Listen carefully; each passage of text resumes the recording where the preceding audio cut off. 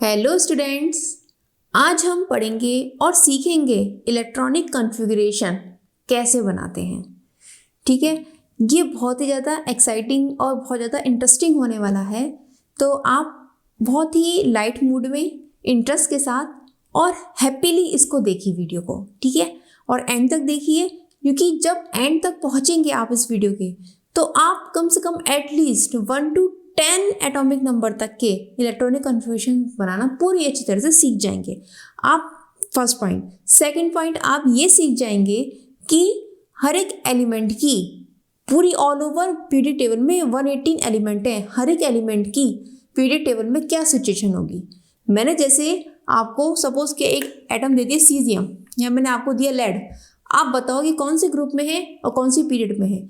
ये जानना आपको जरूरी है कि कौन सी पीरियड में कौन से ग्रुप में है, या क्वेश्चन आपसे किया जाता है तो आप उसका आंसर देने के लिए कैपेबल हो जाओगे। थर्ड पॉइंट, आप ये जान जाओगे कि इलेक्ट्रॉनिक कॉन्फ़िगरेशन हम कैसे बनाते हैं, कैसे करते हैं उसको, उसके क्या रूल्स होते हैं, वो आप जान जाओगे और बहुत ही इंटरेस्टिंग वे में। ठीक है, तो ये मैं जो इलेक्ट्रॉनिक कॉन्फ़िगरेशन की एक सीरीज शुरू कर रही हूँ बच्चों, ये सीरीज़ आपको फर्स्ट टाइम शायद किसी ने दी हो अभी तक या नहीं दी हो। मैं 118 एलिमेंट्स का इलेक्ट्रॉनिक कॉन्फ़िगरेशन करना आपको सिखाऊंगी। टोटल पीरियडिक टेबल में जितने भी एलिमेंट्स हैं उन सब का इलेक्ट्रॉनिक कॉन्फ़िगरेशन कैसे किया जाए वो सब मैं आपको बताऊंगी, एक एक एलिमेंट का। हो सकता है अब तक किसी भी ऑनलाइन या ऑफलाइन कोचिंग में ये बताया गया हो या नहीं, लेकिन मैं ये सीरीज़ आपको बताऊंगी पूरी तरह से। इस तरह मेरी सीरीज चलेंगी इलेक्ट्रॉनिक कॉन्फ़िगरेशन की। ठीक है, तो हम स्टार्टिंग पॉइंट से आज शुरू करेंगे कि हम कैसे सीखें, इसका बेस क्या है। ठीक है, चलिए हम स्टार्ट करते हैं। पहले हम ये जाने इलेक्ट्रॉनिक कॉन्फ़िगरेशन होता क्या है। इलेक्ट्रॉनिक कॉन्फ़िगरेशन में जब हम किसी भी एटम के इलेक्ट्रॉन को अरेंज करते हैं उसके डिफरेंट शेल में, उनके बढ़ती हुई एनर्जी के क्रम में, उसे हम बोलते हैं इलेक्ट्रॉनिक कॉन्फ़िगरेशन। ठीक है, चलिए थोड़ा सा लिख लेते हैं इसमें।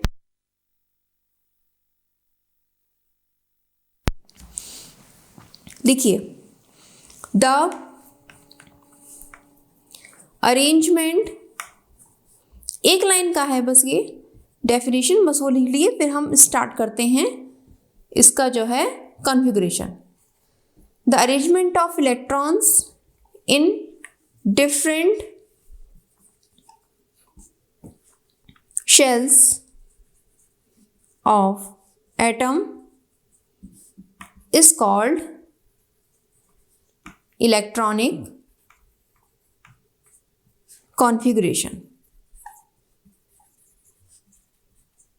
ठीक है, ये तो हो गई आपकी एक नॉर्मल सी डेफिनेशन इलेक्ट्रॉनिक कॉन्फ़िगरेशन की। चलिए अब हम कॉन्फ़िगरेशन स्टार्ट करेंगे। कैसे करें स्टार्ट, कहाँ से करें स्टार्ट, देखिए ये लिख लिया आपने डेफिनेशन। ठीक, होता क्या है, एग्जाम में अक्सर आपसे पूछा जाता है, या तो आपको किसी भी एलिमेंट का सिंबल दे देंगे या उसका एटॉमिक नंबर। जैसे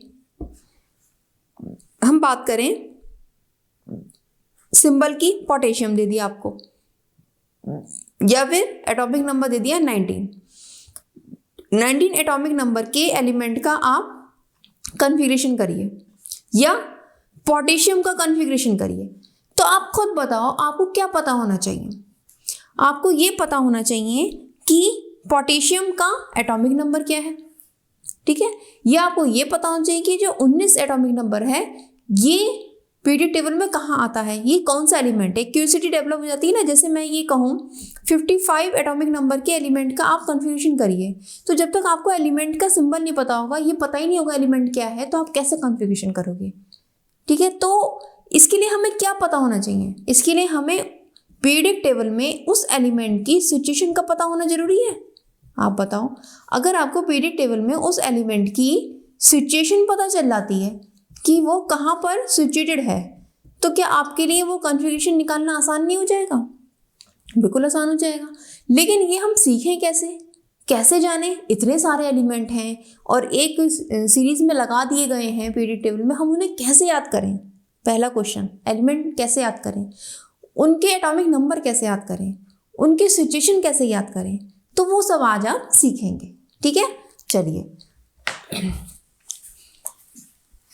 अब है क्या, इसके लिए सबसे पहले जो लॉ दिया था, आपने बोर्स मॉडल पढ़ाई है, बोर एंड बरी का लॉ था, जिसे हम बोर एंड बरी लॉ कहते हैं। ये लॉ क्या कहता है, वो ये कहते हैं कि जितने भी एलिमेंट हैं उसके हर एक शेल में, शेल्स हमने पढ़ी हैं, जैसे ये हमारा न्यूक्लियस है, पहली शेल, दूसरी शेल, तीसरी शेल, ठीक है, हर एक शेल में मैक्सिमम इलेक्ट्रॉन्स कितने होंगे, 2n²। मैक्सिमम इलेक्ट्रॉन्स कितने होंगे, 2n²। जैसे हम फर्स्ट शेल की बात करें, ये हमारी फर्स्ट शेल है, फर्स्ट शेल यानी कि K, second date is L और थर्ड डेट इज M, तो उसमें कितने इलेक्ट्रॉन होंगे, 2n², मीन्स 2 × 1 का स्क्वायर यानी कि 2। सेकंड शेल की बात करें, इसमें 2n² मीन्स 2 × n, यहाँ पर 2 आ जाएगा, 2 की पावर 2 यानी कि 8। थर्ड की बात करें, 2n² is equal to 2 × 3⁻², it means 18। इसी तरह से फोर्थ शेल की बात करें, 2n² इज इक्वल टू 2 × 4⁻² यानी कि 32। यानी कि उन्होंने क्या बताया, पहली शेल में 2, दूसरी शेल में 8, तीसरी शेल में 18, चौथी शेल में 32। इस तरह से इलेक्ट्रॉन्स होते हैं और इनको हम मैजिक नंबर्स बोलते हैं। क्या बोलते हैं, मैजिक नंबर। यानी कि किसी भी शेल में मैक्सिमम, जब हम ये कहें कि वो शेल पूरा भर चुका है, तो उसमें या तो 2 इलेक्ट्रॉन होंगे, या 8 इलेक्ट्रॉन होंगे, या 18 होंगे, या 32 होंगे, तब हम ये कहेंगे कि वो शेल पूरा कंप्लीट सिचुएशन में है। ठीक है, वो कंप्लीट सिचुएशन में है। जैसे नियोय, इसका कितना होता है, 10 होता है, तो पहली कक्षा में 2, दूसरी कक्षा में 8। ठीक है, अब है क्या, ये जो मैजिक नंबर्स हैं, और इससे हमने ये क्या जाना, आप ध्यान से समझो, इससे हमने क्या जाना, इससे हमने ये जाना कि कोई भी एलिमेंट है, उसकी जो कक्षाएं हैं, उसके जो शेल्स हैं, वो कब भरते हैं, जब उसमें इतने इलेक्ट्रॉन आ जाते हैं, या तो 2 इलेक्ट्रॉन हो उसके शेल में, पहले के शेल में 2 इलेक्ट्रॉन, दूसरे में 8 हो, तीसरे में 8 भी हो सकते हैं, 18 भी। अभी मैं आपको पीरियड टेबल से इस चीज़ को समझाऊंगी। आप ये मत समझो कि पहले में 2 होंगे, दूसरे में 8 होंगे, तीसरे में 18 ही होंगे, डेट इज कंपल्शन। नहीं, ऐसा नहीं है। उनके कहने का मतलब क्या था, इसको आप क्लियरली समझ लो। बच्चे क्या होते हैं, अक्सर देखिए कंफ्यूज कहाँ होते हैं बच्चे, यहाँ कंफ्यूज होते हैं। बोर बरी ये कहते हैं पहली कक्षा में 2 हैं, दूसरी में 8 है, तीसरे में 18 है, चौथे में 32 है। ठीक है, लेकिन जब हम पीरियड टेबल को उठा के देखते हैं तो वहाँ ऐसा नहीं होता, वहाँ कुछ अलग ही कहानी चल रही होती है, तो वो कंफ्यूज हो जाते हैं। तो यहाँ कंफ्यूज नहीं होना है। यहाँ आपको जो चीज़ समझनी, वो मेन पॉइंट क्या है, वो मेन पॉइंट ये है कि आउटर मोस्ट ऑर्बिट में या तो 2 इलेक्ट्रॉन होंगे, या 8 इलेक्ट्रॉन होंगे, या 18 इलेक्ट्रॉन होंगे, या 32 इलेक्ट्रॉन होंगे। ये 4 कंडीशन है, 2, 8, 18, 32। तब हम ये कहेंगे वो शेल पूरा भरा हुआ है, वो वाला शेल कैसा है, कंप्लीट है। बात समझ में आ गई। अब जितने उसके एटॉमिक नंबर होंगे, जितने इलेक्ट्रॉन होंगे, उस हिसाब से तो उसमें होंगे। जैसे नियोय के पास केवल 10 इलेक्ट्रॉन है, तो उसमें 18 की सिचुएशन तो आप सोच भी नहीं सकते। एक में 2, एक में 8। सोडियम की बात है, सोडियम 11 हो गया, तो पहली कक्षा में उसमें आ गए 2 पहली क्लास में, दूसरे में 8, तीसरे में 1। तो जब पहले में 2 है, दूसरे में 8, तीसरे में 1, तो अब क्या वो 18 की सिचुएशन सोच सकता है, नहीं हो सकता। तो जितने इलेक्ट्रॉन जिसके पास होते हैं, उस हिसाब से वो ये अरेंज करता है कि पहले मैं स्टेबल हो जाऊं। ठीक है, क्या सोचेगा बंदा, हर एक को ये सोचेगा पहले स्टेबल हो जाए, उसके बाद ही नेक्स्ट शेल में हम जाएंगे, क्योंकि वहाँ क्या है, एनर्जी यहाँ लो है, इसकी एनर्जी ज़्यादा है। जैसे जैसे शेल्स बढ़ती हैं, क्या होती है, एनर्जी बढ़ती जाती है आगे को। तो पहले कम एनर्जी की शेल भरेंगे, फिर उससे ज़्यादा एनर्जी की शेल भरेंगे। ठीक है, हमने इससे पहले वीडियो में पढ़े भी थे 3 लॉज। क्या क्या पढ़े थे, हमने पढ़ा था पॉलिस एक्सक्लूजन प्रिंसिपल। चलिए वो मैं आपको बताती हूँ। इतना आपको क्लियर हुआ नहीं हुआ, ये पॉइंट क्लियर हो गया ना। जब इतने इलेक्ट्रॉन्स हमारे शेल में होंगे तो हम क्या मानेंगे उसे, क्या होगा, वो कंप्लीटली फिल्ड होगा। इतना बेसिक समझ में आ गया। ठीक है, बहुत ही बेसिक सी बात है ये। ठीक, वो तीनों प्रिंसिपल मैं अभी बाद में टच करती हूँ। पहले आपको एक चीज़ और बता दूँ इससे रिलेटेड, एक बहुत इंपॉर्टेंट चीज़ है। वो ऐसी चीज़ है कि बोर एंड बरी लॉ का हम कहाँ यूज़ करेंगे, इसका यूज़ क्या है, कहाँ इसका यूज़ होता है, ये बहुत इंपॉर्टेंट है। ठीक है, वो देखिए आप। चलिए मैं इसके लिए आपके लिए पीरियड टेबल भी अरेंज करी है, आपको डिजिटली भी प्रोवाइड करा सकती थी, लेकिन मेरे हिसाब से ये ज़्यादा बेटर है, आप इसको अच्छी तरह समझ पाएंगे। ये देखिए क्लियर हो रही है। चलिए ठीक, ये हो गई आपकी पीरियोडिक टेबल। अब क्या क्या है इसमें, एक एक करके पॉइंट्स को समझते हैं।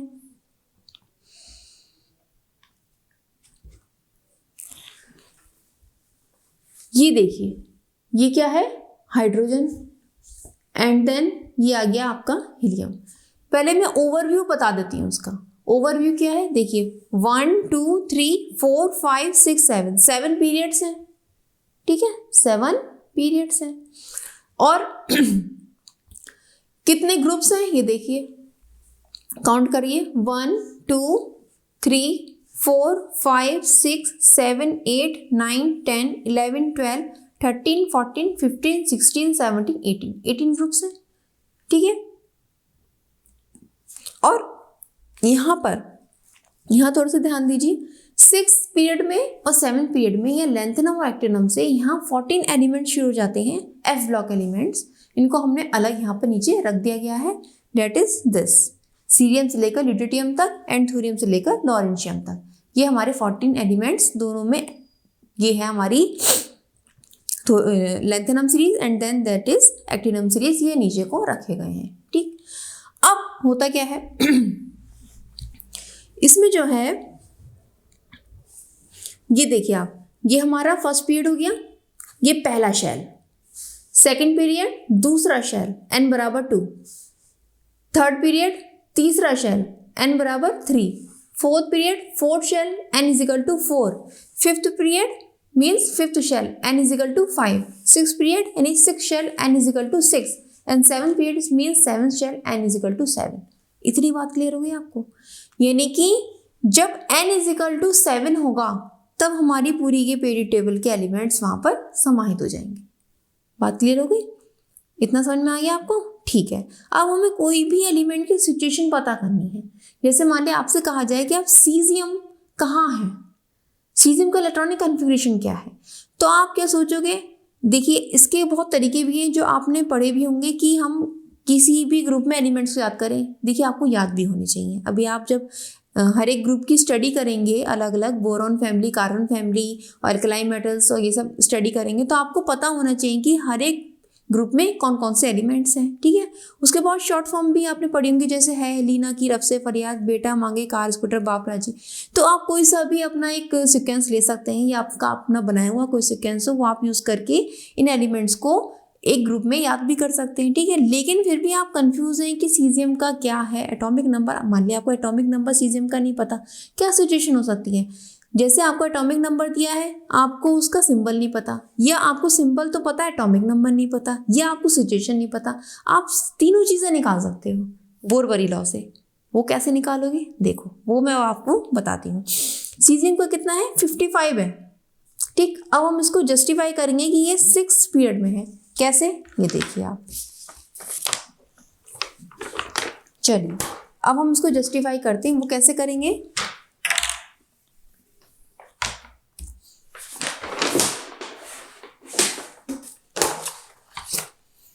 चलिए हम इसको जस्टिफाई करते हैं। सीजियम के लिए हमारा 55 आया है। चलिए बोरबरी लॉ के हिसाब से हम इसको भरेंगे। कैसे भरेंगे, पहले शेल में 2, दूसरे में 8, ये तो फिक्स है, 2 के बाद 8 ही आएगा। फिर 18 ले सकते हैं, 18 लिया आपने, 8 और 2 10 हो गए, 10 में 18 जोड़े 28 हो गए। चलिए फिर 18 की गुंजाइश है, 18 ले सकते हैं, 28 में फिर 18 जोड़ो आप, 46 हो गए। हमें कितने चाहिए, 55, लेस करो, कितने बचते हैं, 9। अब 8 बचता है और 1 बचता है, ठीक है। जब 18 तक की पॉसिबिलिटीज है तो हमने दोनों तरफ 18 ले लिया, यानी कि हम इसके बीच में 8 लेंगे। फिर हमने 8 लिया, फिर 1 लिया। तो इस तरह से आपने ओवरव्यू देखा, क्या देखा, ये आपने बोरबरी के हिसाब से इसको कर तो लिया डिवाइड। अब देखिए 1 2 3 4 5 6, लास्ट किस में जा रहा है इलेक्ट्रॉन, 6 ऑर्बिटल में जा, 6 शेल में जा रहा है। तो तो हमने बताया था ना आपको कि सीजियम कहाँ है, 6 शेल में।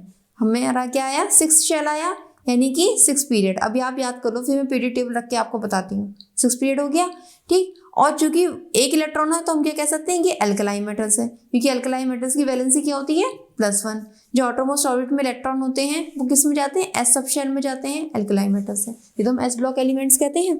देखिए आप, 6 पीरियड आया हमारा और अल्कलाइन मेटल्स। अब आप देखिए यहाँ पे, देखिए ये 6 पीरियड है सीजियम और अल्कलाइन मेटल्स है, ठीक है।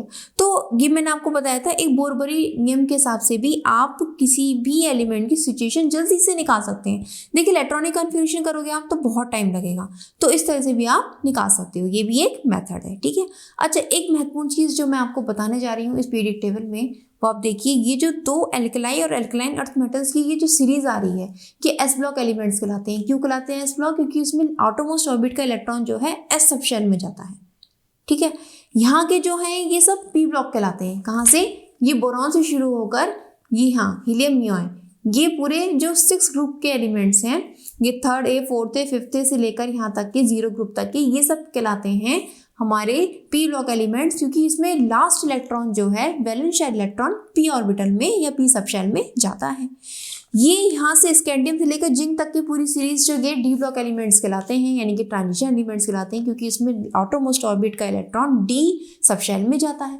नीचे की ओर जो कि हमारे ये हैं 14 and 14 + 14 + 14 एलिमेंट, 28 एलिमेंट्स जो हैं, ये एफ ब्लॉक एलिमेंट्स कहलाते हैं, क्योंकि इसके जो आउटरमोस्ट ऑर्बिट के इलेक्ट्रॉन्स है वो एफ सब शेल में एंटर करते हैं।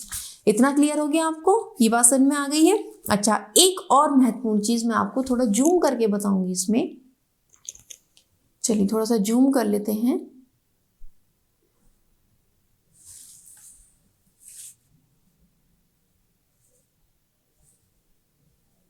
चलिए हमने जूम कर लिया, अब क्लियर हो रहा है आपको।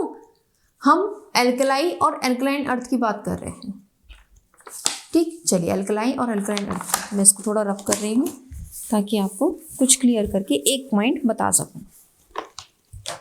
देखिए हाइड्रोजन से हम कहाँ गए, लिथियम, लिथियम से फिर हम गए सोडियम। हाइड्रोजन से जब हम लिथियम पे गए तो यहाँ एटॉमिक नंबर 1 है, यहाँ 3 है, तो कितना का अंतर आया, 2 इलेक्ट्रॉन का अंतर आया। 3 लिथियम का है और सोडियम का 11 है एटॉमिक नंबर, कितना अंतर आया, 8 आया अंतर, ठीक है।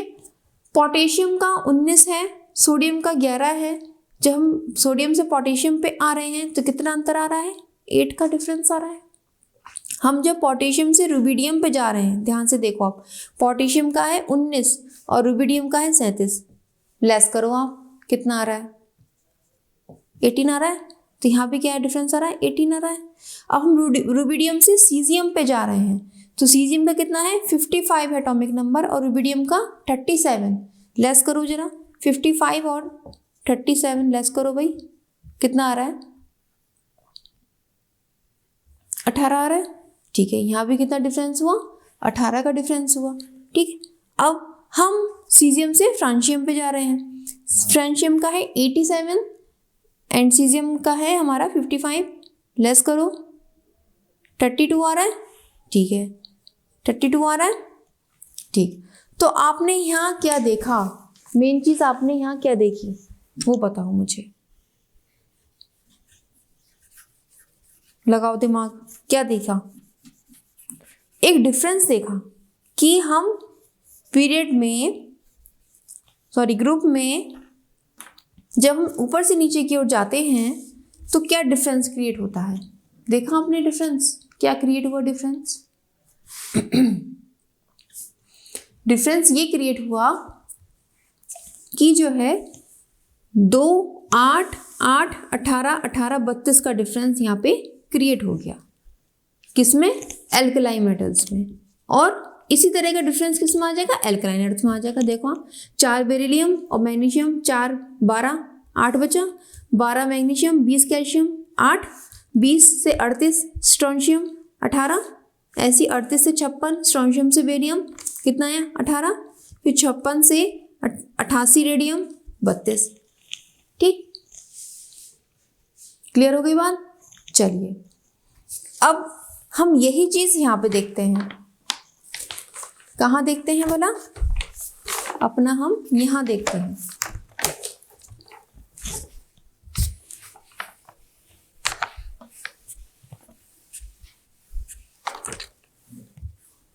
ये चीज़ हम देखते हैं अब जीरो ग्रुप के लिए। हीलियम से नियोय पे गए, हीलियम का है 2, नियोय का है 10, 8 इलेक्ट्रॉन का अंतर है। नियोय से आर्गन पे गए, नियोय का 10, आर्गन का 18, 8 इलेक्ट्रॉन का अंतर। आर्गन से क्रिप्टॉन पे गए, 18 से 36, 18 इलेक्ट्रॉन का अंतर। फिर क्रिप्टॉन से जिनॉन पे गए, 54, 36 से 54, कितना अंतर बताओ, 18 इलेक्ट्रॉन का अंतर। 54 से फिर हम गए रेडॉन पे, 86, कितना अंतर, 32। अब रेडॉन से गए हम यूयू, अब इसका नाम आ गया है नेम ओजी, ठीक है, ये एलिमेंट अब ओजी इसका नामकरण हो गया है। 118 से 86, 32, इतना डिफरेंस है। अब हमें ये पता लग गया कि ऊपर से नीचे आने पर क्या डिफरेंस रहता है। अब चलिए मैं आपको एक चीज़ बताती हूँ, मैं इसे हटा रही हूँ। ये देखिए, ये हमारा रहा नोबल गैस के लिए और ये रहा एल्कलाई मेटल्स के लिए। तो क्या चीज़ आपने देखी यहाँ पे, देखिए यहाँ पर क्या अंतर रहा, ये आया 8, 8, 18, 18, 32, 32, 8, 8, 18, 32, 32। ऐसा क्यों होता है भाई, यहाँ तो 2 से शुरू हो रहा है, यहाँ 8 से शुरू हो रहा है, ऐसा क्यों होता है? इसका रीज़न है, ये देख लिया आपने, ये बहुत इंपॉर्टेंट चीज़ है, आप इसे कहीं नोट कर लेना। जब भी किसी ग्रुप में हमें नेक्स्ट एलिमेंट निकालना हो और हमें इसका एटॉमिक नंबर याद ना हो, इस रूल से हम निकाल लेंगे। लेकिन ये वाला रूल एप्लीकेबल होगा हमारा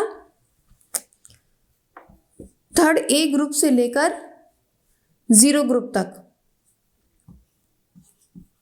थर्ड ए ग्रुप से लेकर 0 ग्रुप तक ये एप्लीकेबल है। और ये एप्लीकेबल है केवल फर्स्ट ए एंड सेकंड ए के लिए, ठीक है। जैसे मान लिया आपको इंडियम का निकालना है, तो आप कैसे निकालेंगे, बोरॉन में 8 जोड़ा एल्युमिनियम का आया, फिर इसमें 8 जोड़ा 18 जोड़े ये, फिर इसमें 18 जोड़े आप इंडियम का निकाल सकते हैं, ठीक है। ये मैंने ऐसे ओवरव्यू बताया है कि जिससे कि जैसे मैंने लिया, आपको ये तो पूरे याद है, boron, aluminium, gallium, indium, thallium, लेकिन आपको इनके एटॉमिक नंबर याद नहीं है, तो आप इस रूल से एटॉमिक नंबर निकाल सकते हैं, ठीक है। तो ये हो गया आपका रूल। अच्छा, ऐसा होता क्यों है, इन दोनों में डिफरेंस क्यों है, ये भी तो जानना जरूरी है, डिफरेंस क्यों है। तो वो आप देखिए, यहाँ देखिए ध्यान से, इसमें हो क्या रहा है, इसमें हो ये रहा है कि जो है हमारा, जैसे मान लिया ये है, अब मैं जूम आउट कर देती हूँ उसको, ठीक। अब आप ये देखिए, यहाँ पे अंतर क्यों आ रहा है, अंतर इसलिए आ रहा है, यहाँ पर क्या है, अगर यहाँ से एलिमेंट स्टार्ट हो रहे हैं तो यहाँ पर कितने एलिमेंट पूरे हैं, 1 2 3 4 5 6 7 8, यहाँ पर 8 एलिमेंट पूरे होके तब न्यू के 10 आ रहे हैं, इसलिए यहाँ पे अंतर 2 का नहीं 8 का आ रहा है, ठीक है। ऐसे ही यहाँ पर नीचे, यहाँ पे अंतर एक 18 और 32 का है, यहाँ लगातार 32 और 32 का है, क्योंकि यहाँ पर जो है पूरे ये 18 एलिमेंट और जुड़ रहे हैं, जिससे कि पूरा 32 32 का डिफरेंस आ रहा है। ये सारे एलिमेंट भी तो काउंट कर रहे हैं ना हम, इसलिए यहाँ पर चेंज हो रहा है, सीरीज चेंज हो रही है। लेकिन अगर आपने ये सीरीज याद कर ली तो आप आराम से कोई भी नेक्स्ट एलिमेंट का एटॉमिक नंबर बता सकते हैं। वैसे याद करने में आपको दिक्कत होगी, लेकिन आप ऐसे भी याद रख सकते हैं, ये एक टेक्निक थी याद रखने की, ठीक। इतना आपको क्लियर हो गया। चलिए अब हम चलते हैं मॉडर्न इलेक्ट्रॉनिक कॉन्फ़िगरेशन पे। मॉडर्न इलेक्ट्रॉनिक कॉन्फ़िगरेशन,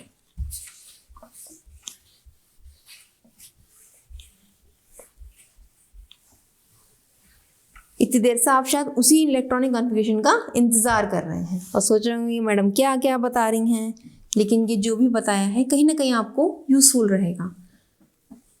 चलिए अब इलेक्ट्रॉनिक कॉन्फ़िगरेशन जानने से पहले मैं एक बात आपको और बताना चाह रही हूँ। ये हमारा क्या है, न्यूक्लियस है, ठीक है। न्यूक्लियस की ये पहली शेल,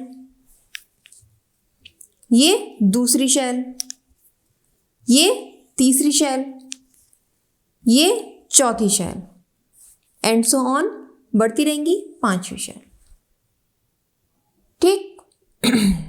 ठीक है, अब मैं इसका छोटा पार्ट लेती हूँ क्योंकि मुझे यहाँ पे लिखना भी है कुछ। इतने से ही आप समझ लोगे, समझदार हो भाई या नहीं हो समझदार, कम समझदार हो, समझदार तो हो भाई, इंटर में आ गए हो या इंटर कर लिए हो, दोनों तरह के बच्चे देख रहे होंगे भाई वीडियो को। तो चलिए हम इसकी 1/4 भाग से ही काम चलाएंगे क्यों नहीं चला सकते भाई, हम सब चला सकते हैं। चलिए अब ये हमारी है फर्स्ट शेल, ये फर्स्ट शेल है, ये सेकंड शेल है, ये थर्ड शेल है, ये फोर्थ शेल है और ये फिफ्थ शेल है। ठीक है, पहले शेल में हमारा सिर्फ एक सब शेल है एस, डेट इज एस। दूसरी शेल में हमारा एक एस सब शेल है और साथ में एक कौन सा है भाई, कलर भी चेंज कर दे, ऑर्बिट चेंज है तो कलर भी चेंज होने चाहिए भाई। चलो यहाँ पर एक एस सब शेल है और एक कौन सा है पी सब शेल है जिसमें 3 ऑर्बिटल है।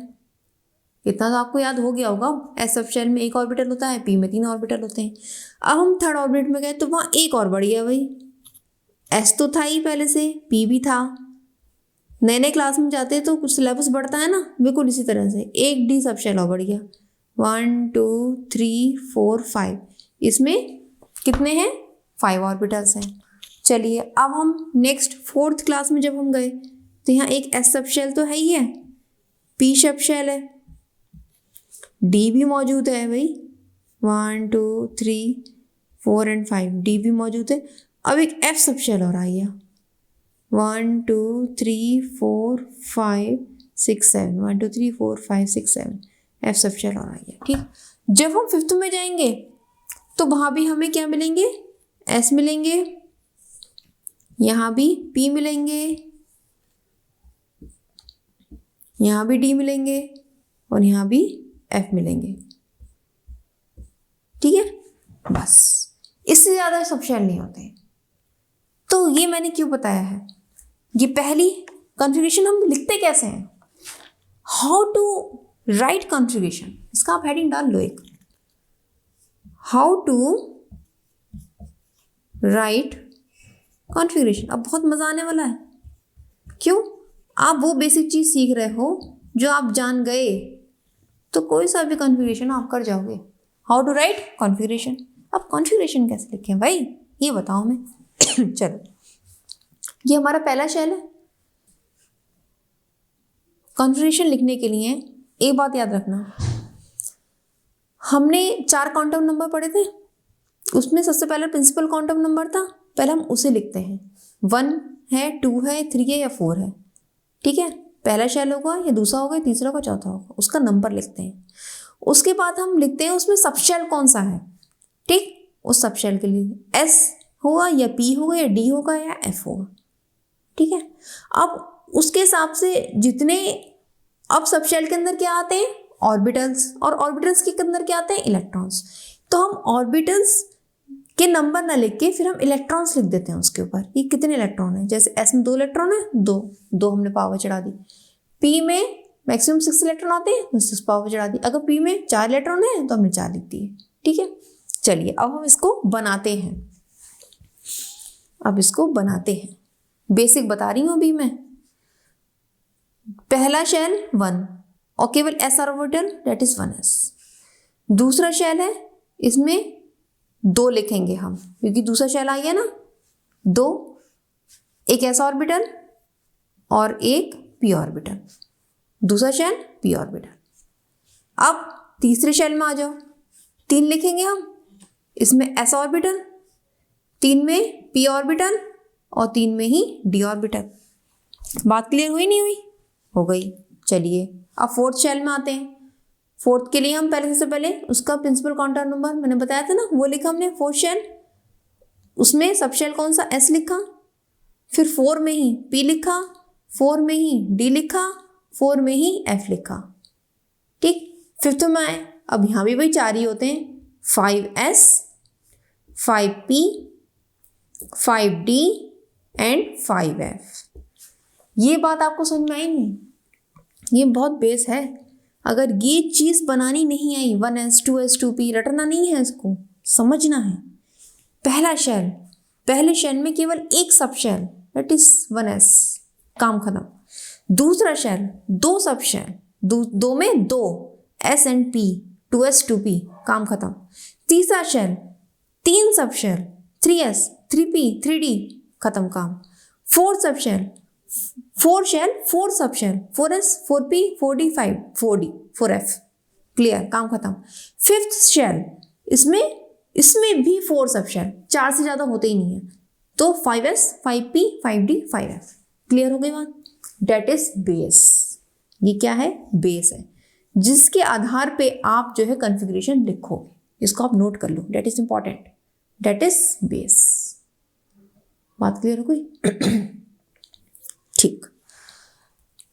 अब हम चलते हैं कॉन्फ़िगरेशन लिखना सीखते हैं।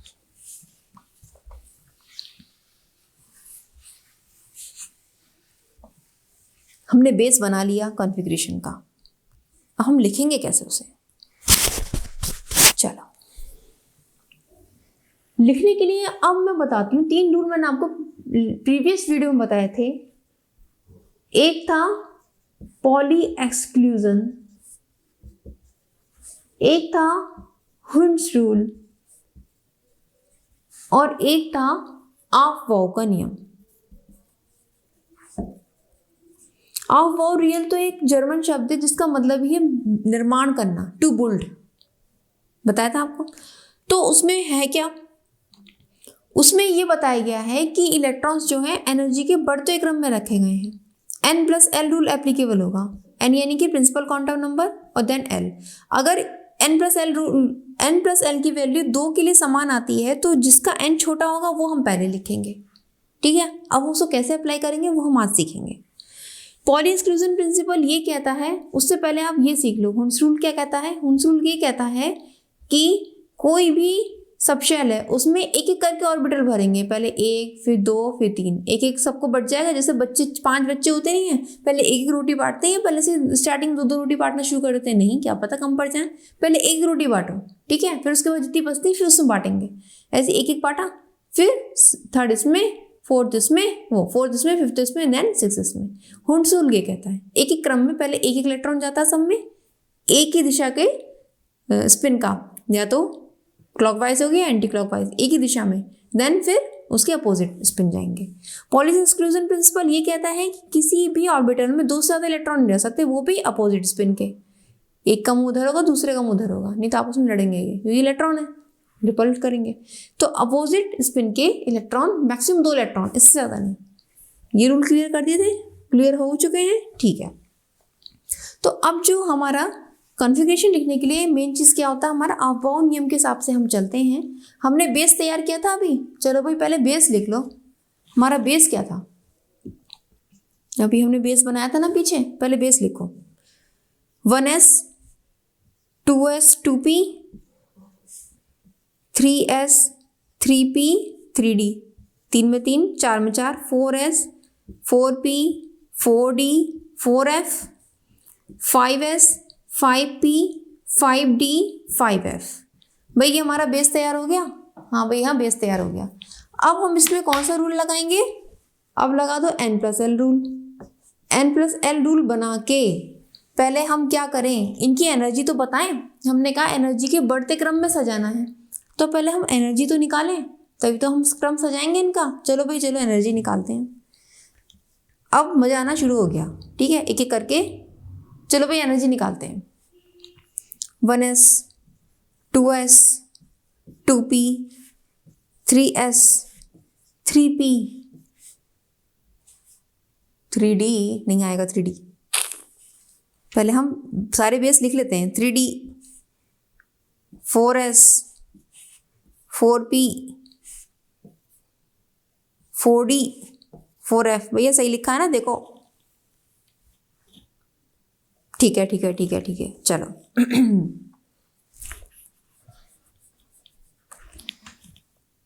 अभी आज इतना ही ले लें कि आपको 10 तक ही बताना है। चलो आज इतना ही लेते हैं, ठीक है, फिर बहुत लंबा वीडियो हो जाएगा, आप भी बोर हो जाओगे, है ना। बोर नहीं होना है, मजा करना है इसमें, तो तभी आएगा मजा। अब कैसे निकालते हैं n+l, n क्या है इसके लिए 1 क्या है, ये n ही तो है। और SPDF के लिए n की वैल्यू देखो, SPDF क्या होती है भाई, क्या होती है एस के लिए होती है एल की वैल्यूज 0 1 2 3। ये पता है आपको भाई, ये तो याद कर लो, पूरा अच्छी तरह से याद कर लो, ठीक है। चलो अब रखते जाओ। इसके लिए देखो n की वैल्यू 1 है, 1 प्लस s की वैल्यू 0 है, कितना आ गया 1 आ गया। इसके लिए 1, यहाँ पर कितना है 2 प्लस s की value 0, 2 plus 0 is equal to 2 आ गया। समझ पा रहे हो नहीं, 2 प्लस 0 इज इक्वल टू 2। यहाँ देखो 2 प्लस p की वैल्यू कितनी है 1, 3 हो गया इज इक्वल टू 3, तो यहाँ 3 आ गया। यहाँ पर 3 प्लस s की वैल्यू 0 है इज इक्वल टू 3, 3 आ गया। 3p के लिए देखो 3 प्लस p की वैल्यू 1 इज इक्वल टू 4 आ गया, ठीक है। चलो अब इसके लिए निकालो भाई, 3d की वैल्यू कितनी है 3 प्लस 2 यानी कि 5, 4 प्लस 0 यानी कि 4, 4 plus 1 is equal to 5, 4 plus d is equal to 6, 4 plus f is equal to 7। अब एनर्जी के बढ़ते क्रम में जैसे 1 2 3 बच्चों से कहा था भाई 1 2 3 अरेंज करो, तो अब ऐसे हम 1 2 3 अरेंज कर रहे हैं। 1 सबसे पहले हमारा 1s आ गया, फिर आ गया 2 वाला यानी कि 2s आ गया, फिर 3 वाला। अब भाई इन दोनों में कौन सा लें, कौन सा लें भाई, कौन सा लें, कौन सा लें भाई, कौन सा लें। तो इसमें हम क्या करेंगे, जिसकी n की वैल्यू छोटी है वो पहले आएगा। जैसे छोटा बच्चा हाइट का पहले आता है, लंबा बच्चा उसके पीछे आता है। तो छोटा बच्चा कौन सा हमारा छोटा बच्चा है 2p, इसकी n की वैल्यू छोटी है, इसकी n की वैल्यू ज़्यादा है, तो हमारा सबसे पहले क्या आ जाएगा 2p, फिर आएगा 3s, फिर कौन सा आएगा भाई, अब यहाँ देखो उसके बाद कौन सा आता है, एक तो 3p हो गया, ठीक है, और एक ये 4s हो गया। दोनों के 4 4 है ना, 4 4 है भाई, 4 4 है, तो पहले इनको लगाओ। अब इनमें भी किसको लगाएं, तो इसमें कौन सा छोटा है, इसका n छोटा है, तो हम ये लगाएंगे 3p फिर 4s, ठीक है, लगा दिया। अब इसके बाद 5 पर आ जाओ, 5 पे आओ, 5 पर आओ। 5 पे कौन कौन सा हमारा, एक तो ये है 5 पे और एक ये है 5 पे, तो उसमें हम पहले कौन सा लगाएंगे, ये छोटा है तो इसको पहले लगाएंगे, लगा दो 3d एंड देन 4p, आ गया समझ में। अब इसके बाद क्या आता है 6 एंड 6 आता है, लेकिन इसमें भी कुछ ट्विस्ट है क्योंकि अभी आगे चलो। 4 के बाद क्या आता है 5 आता है 5s आता है, 5s का कितना होता है 5 प्लस 0 इज इक्वल टू 5 होता है, कितना होता है 5 होता है। तो अभी 5 का मामला ख़त्म नहीं हुआ है, तो कितना आ जाएगा भाई, चलो भाई क्या आ जाएगा 4p तक तो हमने निपटा दिया ना। अब 4 के बाद हमारा n बड़ा है तो 5s आएगा। समझ में आया बच्चों, इस तरह से हम करते हैं। चलो और थोड़ा सा आगे लेते हैं, अब तो मज़ा आना शुरू हो गया, थोड़ा थोड़ा आ रहा है ना, मज़ा आ रहा है, बोलो बोलो बोलो आ रहा है। 5s के बाद हमारा कौन सा आता है, अब 5वां शुरू हो गया ना, 5 के सारे चिपकाओ, 5s चिपकाया, अब 5p चिपकाओ, 5d चिपकाओ, ठीक है, 5f चिपकाओ, 5f लिखो, फिर 6s लिखो, ठीक है। अब इनकी एनर्जी निकालो, 5 प्लस 1 6, 5 प्लस 2 7, 5 प्लस 3 8, 6 प्लस 0 6। समझ में आया, खेल देख रहे हो, खेल देखो। अब 5 5 कहाँ आ रहा है, हमारा 5 एक 5s में भी आ रहा है, हमने लिख दिया 5। देखो 5 का काम पूरा हो गया, अब नहीं हो गया, देखो 5 का काम पूरा हो गया ना, ये 5 निबट गया, ये 5 निबट गया, ये 5 निबट गया। अब 5 के बाद किस पे आते हैं भाई, 6 पर आते हैं, 6 डेट इज 6 हमारे पास कितने हैं, अब 6 देखो कितने हैं भाई 6, एक 6 हमारा ये है, एक 6 हमारा ये है, एक 6 हमारा ये है। इसके बाद नहीं आएगा 6, वो क्यों नहीं आएगा, क्योंकि देखो फिर 6p आ जाएगा, 6p में कितना होगा 6 प्लस 1 इक्वल टू 7 आ जाएगा। तो आज हम 6 तक ही करते हैं, ठीक है ना, थोड़ा थोड़ा हल्का हल्का थोड़ा थोड़ा। तो 6 में हमारा सबसे पहले कौन सा आएगा, देखो छोटा कौन सा है, 4 छोटा है तो 4d आ गया, उससे बड़ा 5 है तो 5p आ गया, फिर उससे बड़ा हमारा 6s है तो 6s आ गया। That is configuration. ये आपने एनर्जी के बढ़ते क्रम में लगा दिया, बस। अब आपने सीटें फिक्स कर दी उन बच्चों के बैठने की जो इलेक्ट्रॉन है, और उनको आपको अब बस बिठाना है, अब बस बिठाना और कुछ नहीं करना है। देखो जो इलेक्ट्रॉन है ना, ये न्यूक्लियस है, इसके चारों जो इलेक्ट्रॉन है ना, डेट इज चाइल्ड्स, ये बच्चे हैं। इन बच्चों को इन सीटों पे बिठाना है, आपने सीटें अरेंज कर दी ना, डेट इज मेन। ये क्या है, ये कॉन्फ़िगरेशन का मेन चीज़ है जो मैंने कोर बताई है, ये कॉन्फ़िगरेशन की कोर है। ये आप सीख लो और उसमें मज़ा भी बहुत आएगा। आप इस तरह से लिखो और इस तरह से अपना कॉन्फ़िगरेशन कर लो N+L रूल के अकॉर्डिंग, बिल्कुल कहीं से कहीं भाग के नहीं जाएगा। चलो भैया अब इलेक्ट्रॉन्स हो जाएंगे। अब मुझे कोई भी एलिमेंट दे दो, मैं उसका कॉन्फ़िगरेशन निकाल दूंगा, ये अपने आप से कहो, ठीक है। चलो हम शुरू करते हैं, हाइड्रोजन से शुरू करते हैं। कहाँ से शुरू करते हैं, हाइड्रोजन के। अब मैं इसे मिटा दूँ, हमने इतना तो कर ही लिया ना, हमने ये कोर बिठा दी। चलिए अब हम एक एक करके शुरू करते हैं। हम पहले लेते हैं हाइड्रोजन। हाइड्रोजन कितना होता है, 1 atomic number. Hydrogen, helium, lithium 3, beryllium 4, boron 5। मैंने 10 तक बोला है ना आपको, ठीक है 10 तक करेंगे। Carbon 6, nitrogen 7, oxygen 8, fluorine 9, नियोय 10। चलो भाई 10 तक करते हैं, आ जाओ। हाइड्रोजन का 1, यहाँ पर 1s1। हाइड्रोजन का हमारा क्या बन गया, हाइड्रोजन का बन गया हमारा 1s1। हीलियम का 1s2, 1s2। इसको मत देखो, हीलियम का क्या हो गया 1s2। एक इलेक्ट्रॉन हाइड्रोजन में गया 1s1, 2 इलेक्ट्रॉन इसमें चले गए 1s2। एस ऑर्बिटल में 2 ही तो इलेक्ट्रॉन जा सकते हैं, इतना तो याद होगा आपको, ठीक है। हीलियम पे आओ, हीलियम का क्या बनेगा 1s2 तो पूरा हो ही गया, जो पहले भरा हुआ है ये 3 इलेक्ट्रॉन है ना इसमें, और एक जाएगा 2s1 में, 2s1। तो डेट इज ये हो गया हीलियम का। इसको छोड़ो, इसको मत देखो, इतना हो गया ये हीलियम का। जितना मैं नीचे लाइन खींच रही हूँ डेट इज हीलियम, बस इतना ही लिखना है 1s2 2s1।